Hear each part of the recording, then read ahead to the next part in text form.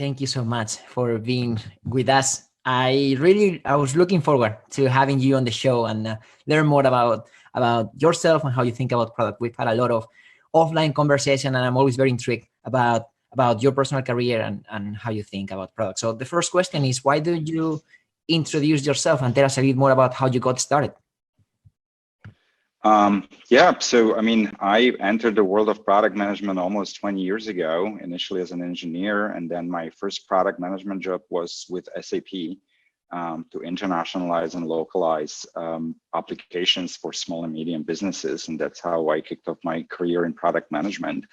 I've learned a lot in a large company, especially around processes, how to bring products to different countries.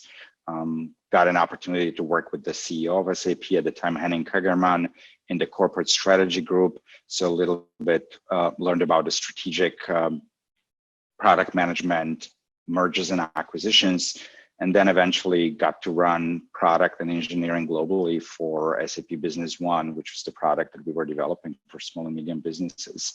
But I was always drawn to startups. So that's why I came to US, and after my MBA, I spent, the past 8 years working on several different startups, touching many different lives and people. And this has been very empowering because unlike the larger corporations, in smaller ones, you can see the impact much faster, and you can influence things both internally and externally much more rapidly.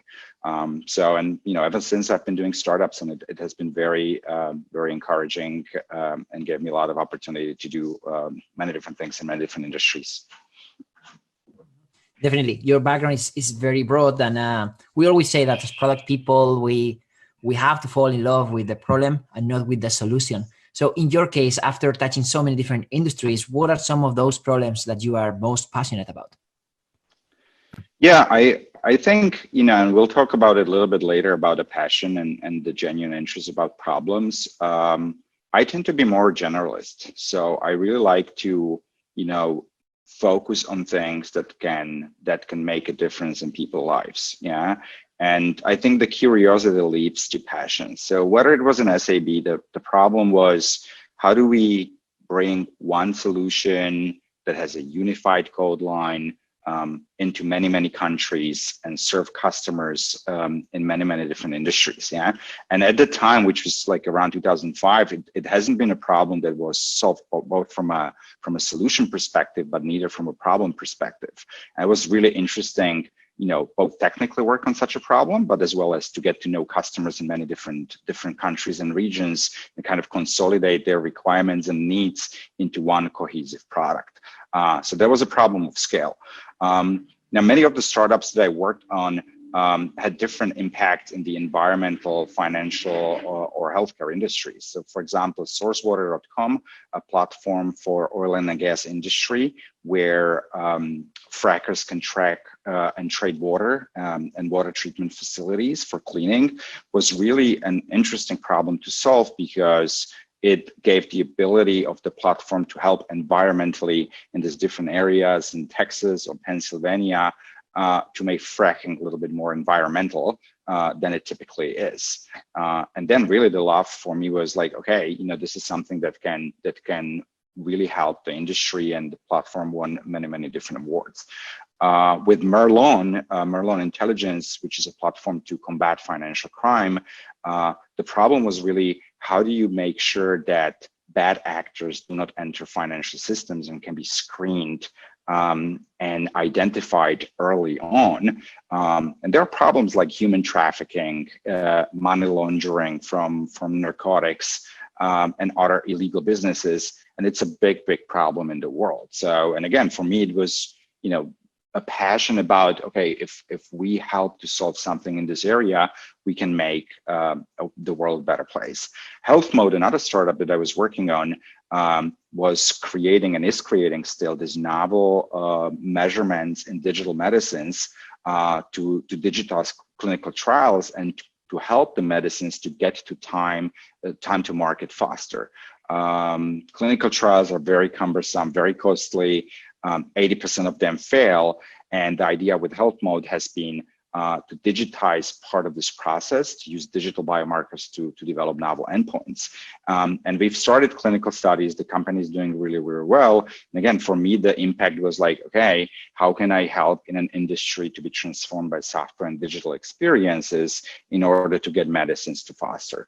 And lastly, with product board, in my role as VP of product and design, we've been helping others to build the right products. Yeah.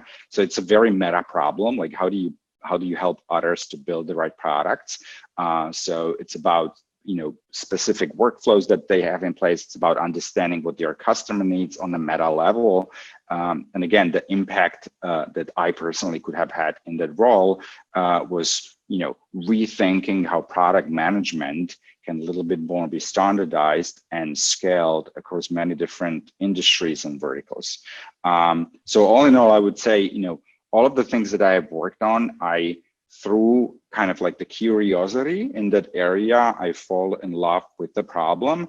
But I, don't have a specific area which I am like, kind of like, okay, healthcare is the thing. I tend to be a more generalist. Which is fascinating to me, because most of the product people that I know tend to be really, really good at 1, 2, or maybe 3 industries.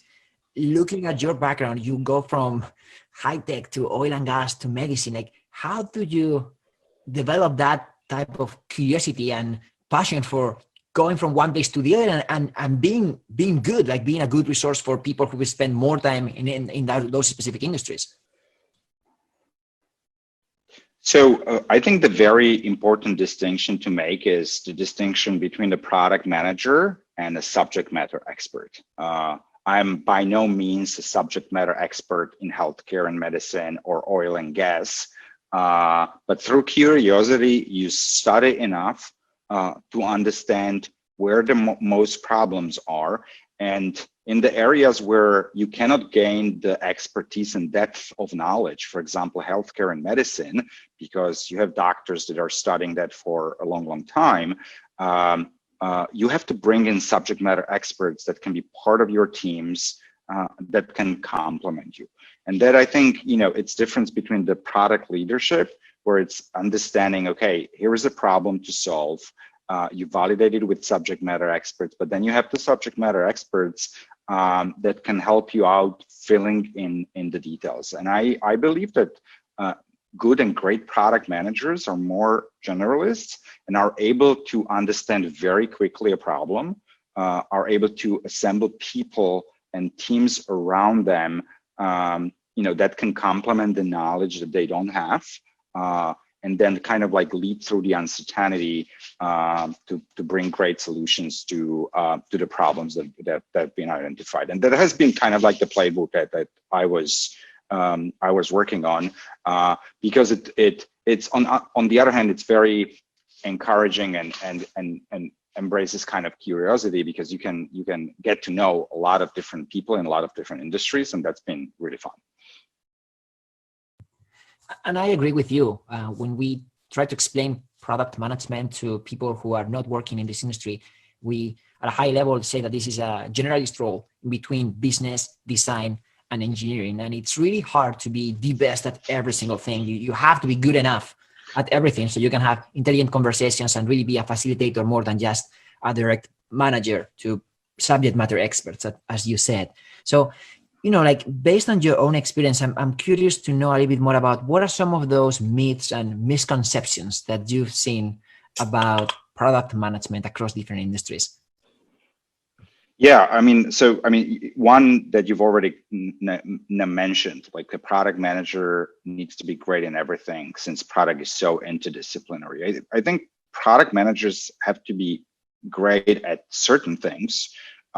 Leadership, being really analytical, being curious, being able, through leadership, pull and motivate people, interesting together, be the information hub, if you will.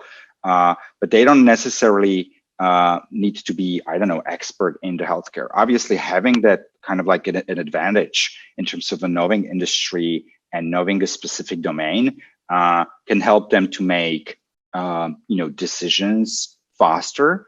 But at the same time, I would argue that, if you have domain specific knowledge today, the pace of change is so rapid. If you just rely on it and you don't go out and validate, it might lead you to wrong paths. So I think that's kind of like one misconception that, product managers need to be great at everything versus I believe that, there are some things that product managers need to be great in, and others they have to lean on other. Second thing that I would mention is I think passion is a little bit overrated. Yeah, it's like everybody says like you have to be really passionate about a thing and kind of like think about it day and night. And I think it's important to have like what I would call a genuine interest. Yeah, interest to the problem. Yeah, similar to what I like. Okay, was I passionate about combating financial crime? I mean, I haven't really thought about it until I kind of surfaced the problem and I started to discuss that with the people. But then I found out, okay, this is a really big problem. There are many people who are victims, and there is something to be done. The same thing with health mode, the same thing with source water. Yeah, there is a lot that we can do, and I became genuinely interested in it. But I have passion for other things. I have passion for hiking. I have passion for teaching. And helping other people. That's kind of the passion, but the vehicle for it, I think, and this is my personal case, can be any, and I think it's the choice of the individual or the person to pursue it in any way they want. And then I think third one, like a little bit more operational. I mean, in many industries that are more task oriented, not tacit oriented. When you come to a next job, you basically apply what you've learned and you just go and do it in your next job or in your next domain. And I think in product management, you have certain meta models and frameworks that you can apply, for example, understanding the market, doing segmentation and other things.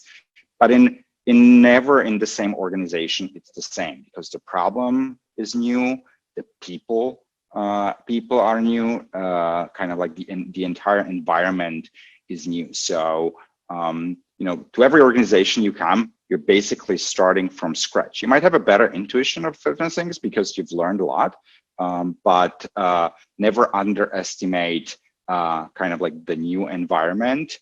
And first ask, like good product managers do, to find out, what the environment is and, what the setup, what the constraints are, and then kind of go act rather than like, okay, I've done this before, so it's going to work the same way in this and that organization.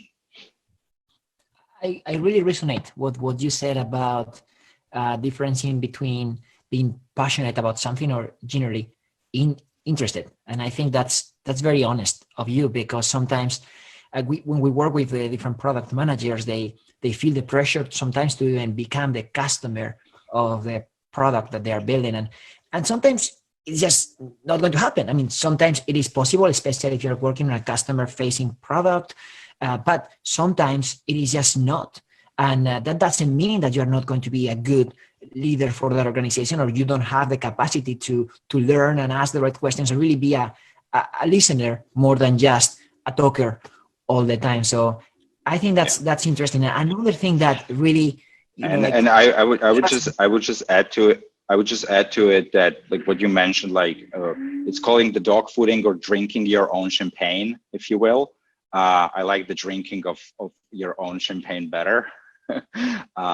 I think every product manager should obviously know their product inside out. And as you said, in some contexts, like in product board, we've been obsessed with using our own product to the fullest extent possible. In some environments, you are not. Yeah. So I guess finding the balance is important. But knowing your product inside out is a must to any organization you go to. Mm-hmm. And you also talk about the overlap sometimes in between skills, in between like design, business, engineering. Well, in your case, you were the former VP of product and design, which is very interesting. We've seen a lot of VPs of product who just cover product, or to be honest, in most of the cases, they also oversee product and engineering. You also have a technical background. So I'm curious to explore that with you and see how can someone with a traditional engineering background can really not only move into product, but also have a true impact on the design side of things. Yeah, I mean, it's so as I mentioned earlier, my background is engineering and computer science. And I came to product through that route, and design was kind of like a third dimension that I've been learning over the past few years. Yeah. And, if you look at, Marty Kagan's writing about Inspired and how he envisions, the true product, empowered product teams working, you always have a product manager who's responsible for business value and viewability. You have a designer who is responsible for solution design, and you have the engineer responsible for the technical feasibility. Rarely it happens that, kind of in the T-shaped form of knowledge, you have somebody who understands everything and anything. Yeah. And even me, I am stronger, on the product, I would say engineering side, bit weaker on the design part. Yeah. But as you scale organizations, there needs to be a way how you organize. And I happened in the last startups to also cover the design, and it was a great learning experience for me, and I'm still learning a much. But what was the most important for me is to bring on board people who are better in that particular area that I am. So for example, design at productboard, there's Joshua Goldenberg, who is the former head of design of Slack and Palantir, whom I brought in as an advisor, a couple other people to really, not only me, but also that the team can learn from it. And because product and product management is kind of like the hub of the organization in many different aspects, from a business side, from the solution and delivery side, from the impact side, I think having at least some kind of a T-shaped knowledge in those areas and understanding them is really important. And depending what type of a problem and solution you're solving for, there might be one or other area that might need a stronger attention, and thus you might need a leader that is stronger in one of the areas and maybe weaker in the other. Yeah. So if you're building, I don't know, like we build in Malone Intelligence or Health Mode, we've been building, deep tech machine learning solutions. There, it was really important to have the technical capabilities, because engineers were the ones who could actually come up with the solutions. It wasn't really the product managers. Yeah, they could come up with the problem, but not really with the solution. So I think depending what problem, what solution you're working on, that requires different shape of the team. Mm-hmm. I come from an engineering background as well, and I wish I had learned about design earlier in my career. I'm a huge advocate for designers becoming product managers and leaders in general.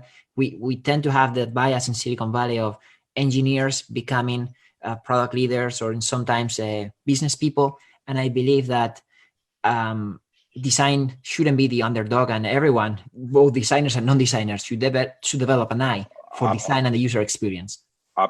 Absolutely. I think it has become, over the past 10 years, a critical skill. The whole, like if you go to B2B, the whole consumerization of enterprise software was, bringing patterns, ease of use, modularization to enterprise software that has been typically clunky and very utilitarian, if you will. And naturally, product designers, initially starting with the kind of like the design thinking method, empathizing with users, there was a lot of overlap with product. If you add that kind of like business dimension, business value and durability to it, you get a product manager. So if you have designers who are interested in the business aspect of it as well, you can get a very kind of like a full-blown product manager that has both the skills in the product, which is the business side, and as well as the solution side, because they can really well empathize with the end user and customer.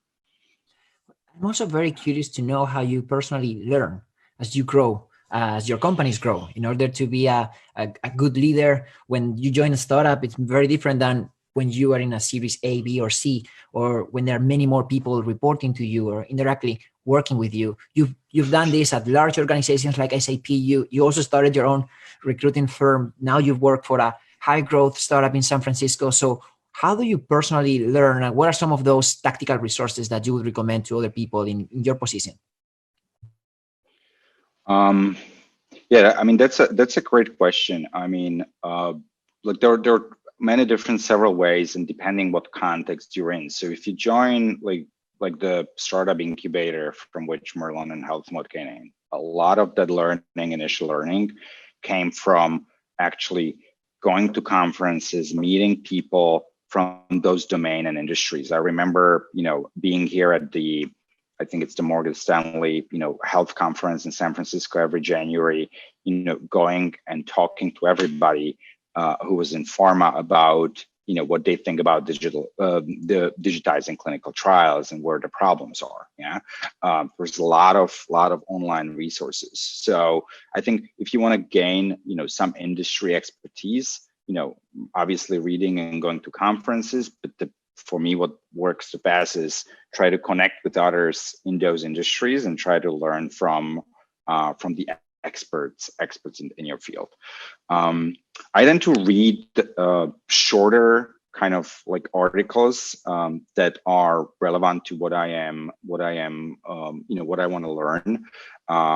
So as an example, in the past couple months, due to the COVID situation, has very different style of leadership. So I've been reading a lot about, how to adapt in the time of change and high degree of uncertainty. One of the latest articles came from McKinsey, Lessons from the Military of COVID Time Leadership. A great article I recommend to everybody because it's not only about company leadership, but it's also about product leadership and how it can be applied. So going and finding, if not necessarily books, but information sources that can give you summarized info, that you can really apply the next day at your work has been, things that I've been trying to kind of like the way how I've been trying to keep up, not being able to read a ton of books.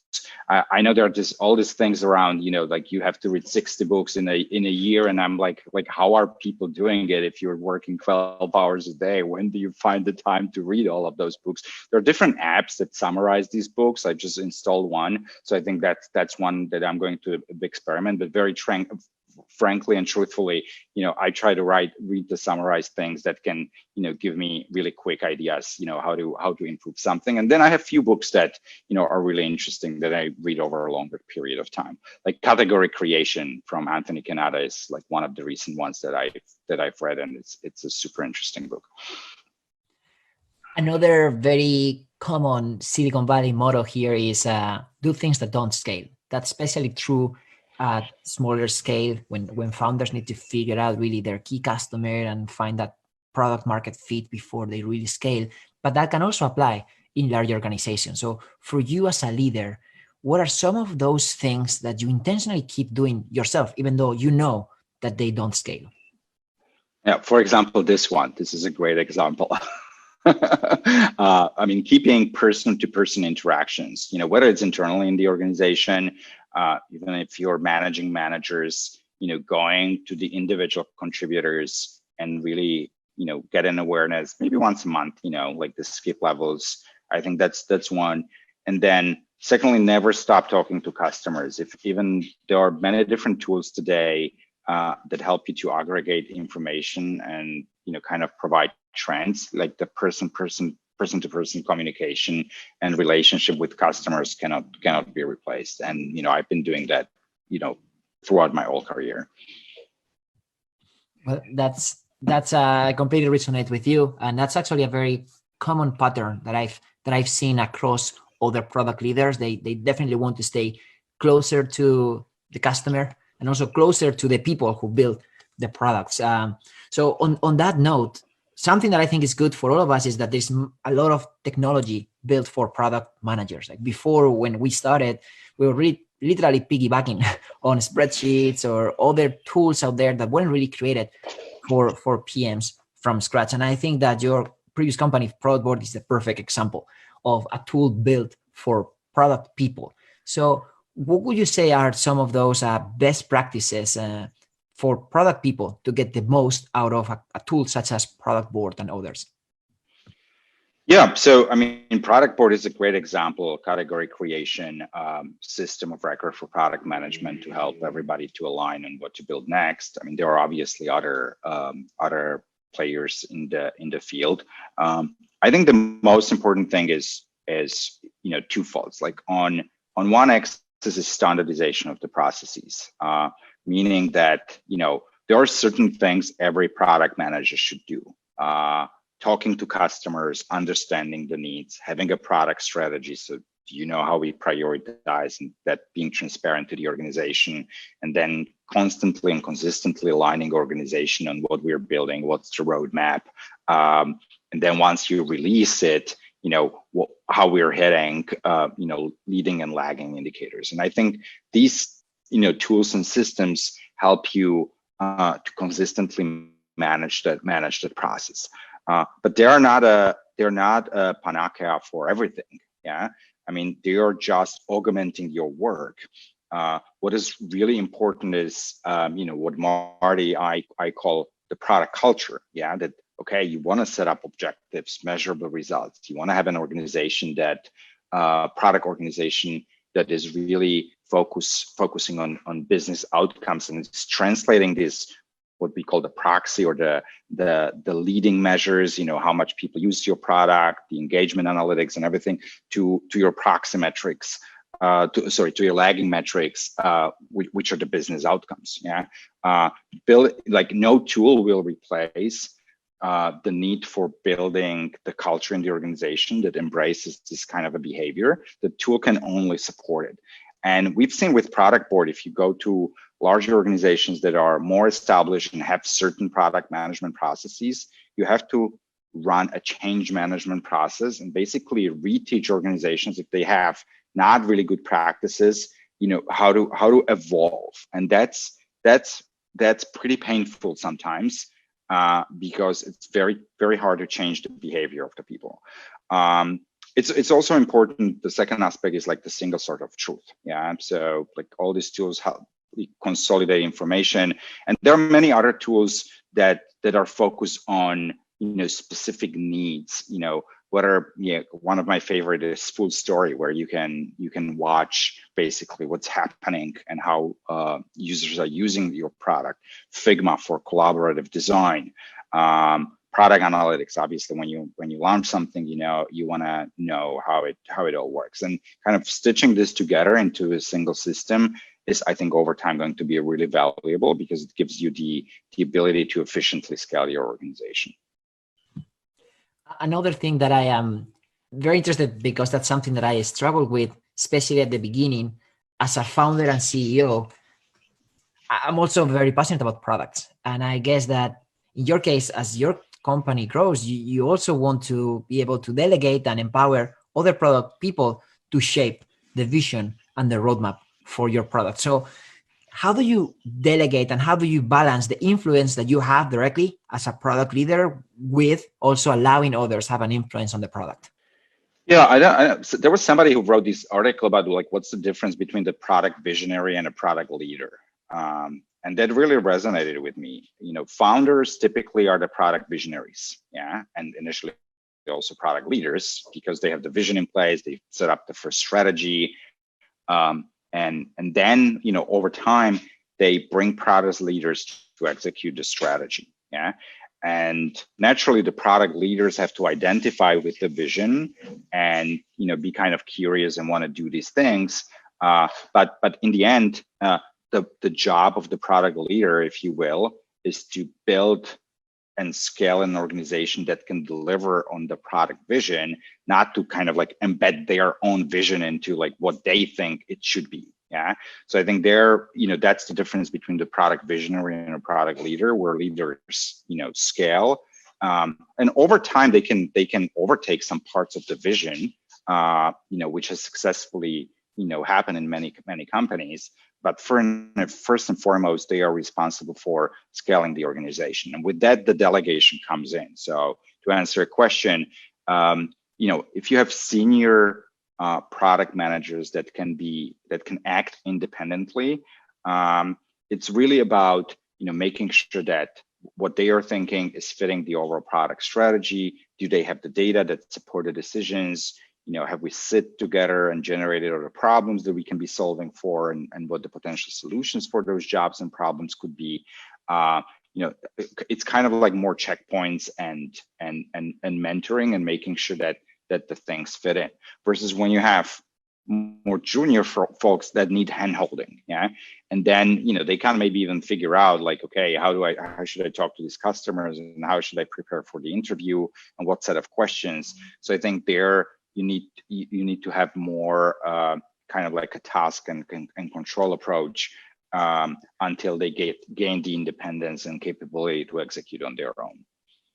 And I completely agree. I think that great managers are also great teachers and mentors to really allow the organization to grow. And that's something that I'm personally very passionate about. So just to grab this up with the last question, I want to know what you think about the future of our industry. Well, if we define the industry as product management as a function, I think the future is very bright. I mean, if you look at, the number of people who are becoming product managers, if you look at the underlying trends in terms of, digitization, software, it's the world already for many years, like Mark Andreessen said. So it's just going to continue. I think finding the intersection of industries where the tech proliferation has just started, I think these are the most interesting one and kind of like ripe with opportunities. And I would encourage everyone, like, it's not just going like to the Facebooks and Googles of the world, like, which are the tech organizations. Like, go and see other industries out there, become curious, and then subsequently hopefully passionate about that particular space, and you might find things that other people haven't found and build new great businesses or help build great products. Thank you very much for your time, Andrej. I had a great time learning from you and chatting. So is there anything else that you want to add? No, this was awesome. I'm a huge fan of Product School. You guys are doing an amazing work, and thank you for this opportunity. Thank you so much. Bye.